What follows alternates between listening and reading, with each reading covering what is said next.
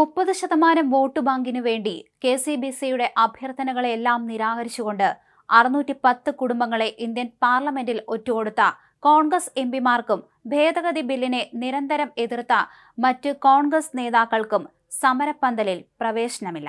ഇങ്ങനെയാണ് ചർച്ചിന് മുൻപിൽ മുനമ്പം ജനത എഴുതിയ പോസ്റ്ററിൽ പറഞ്ഞിരിക്കുന്നത്. വഖഫ് ബില്ലിൽ വിയോജിച്ച് വോട്ട് രേഖപ്പെടുത്തിയ സംഭവവുമായി ബന്ധപ്പെട്ട് രാജ്യസഭാ MP ജോസ് കെ മാണി വിവാദങ്ങൾക്ക് തിരികൊളുത്തിയിരുന്നു. അതേസമയം വഖഫ് അധിനിവേശത്തെ തുടർന്ന് കിടപ്പാടം നഷ്ടപ്പെടുന്ന അവസ്ഥയിൽ നിൽക്കുന്ന മുനമ്പം ജനതയോട് ഐക്യദാർഢ്യം പ്രഖ്യാപിച്ച കേരളത്തിൽ നിന്നുള്ള UDF, LDF MPമാർ പാർലമെന്റിൽ വഖഫ് നിയമ ഭേദഗതിയെ എതിർക്കുന്നത് മുനമ്പം ജനതയോട് ചെയ്യുന്ന വഞ്ചനയാണ് എന്ന് ജനത ആരോപിക്കുകയും ചെയ്തു. അതേസമയം മുനമ്പം വഖഫ് കേസിൽ കോഴിക്കോട് വഖഫ് ട്രൈബ്യൂണലിൽ വാദം തുടങ്ങിയിട്ടുണ്ട്.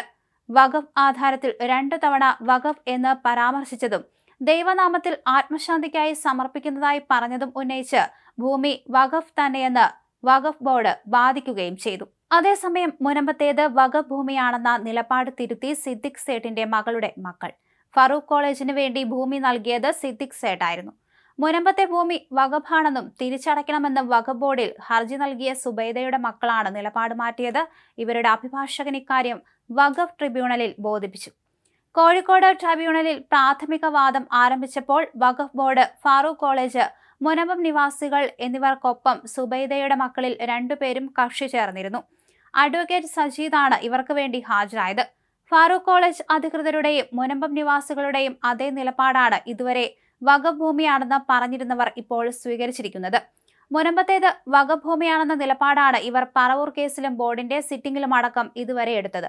ഭൂമി തിരിച്ചെടുക്കണമെന്നും ഇവർ പറഞ്ഞിരുന്നു. എന്നാൽ എന്തുകൊണ്ടാണ് ഇപ്പോഴത്തെ ഈ മാറ്റമെന്ന് അഭിഭാഷകനോട് ചോദിച്ചപ്പോൾ അനന്തരാവകാശികൾക്ക് അങ്ങനെ നിലപാട് മാറ്റാമെന്നായിരുന്നു മറുപടി. സിദ്ദിഖ് സേഠിന്റെ മക്കളുടെ ഈ നിലപാട് മാറ്റം ഫാറൂഖ് കോളേജിനും മുനമ്പം നിവാസികൾക്കും സഹായകമാകും. ഇതുവരെയുള്ള നടപടികളിൽ മുനമ്പത്തേത് വഖഫ് ഭൂമിയാണെന്ന നിലപാട് സ്വീകരിച്ചവർ അതിൽ നിന്ന് മാറിയതിനെ ട്രൈബ്യൂണൽ എങ്ങനെ കാണും എന്നത് പ്രധാനമാണ്. അതേസമയം കേസിൽ കക്ഷി ചേർന്ന സിദ്ദിഖ് സേഠിന്റെ മറ്റു ബന്ധുക്കൾ ഭൂമി വഖഫാണെന്ന നിലപാടാണ് എടുത്തത്. ആധാരത്തിൽ 2 തവണ വഖഫ് എന്ന് പരാമർശിച്ചതും ദൈവനാമത്തിൽ ആത്മശാന്തിക്കായി സമർപ്പിക്കുന്നതായി പറഞ്ഞതും ഉന്നയിച്ച് ഭൂമി വഖഫ് തന്നെയെന്നാണ് ഇന്ന് ട്രൈബ്യൂണലിൽ ബോർഡ് വാദിച്ചത്. എന്നാൽ ഇതിനെ എതിർത്ത് ഫാറൂഖ് കോളേജ് മുനമ്പത്തേത് വഖഫ് ഭൂമിയല്ലെന്ന് ആവർത്തിച്ചു.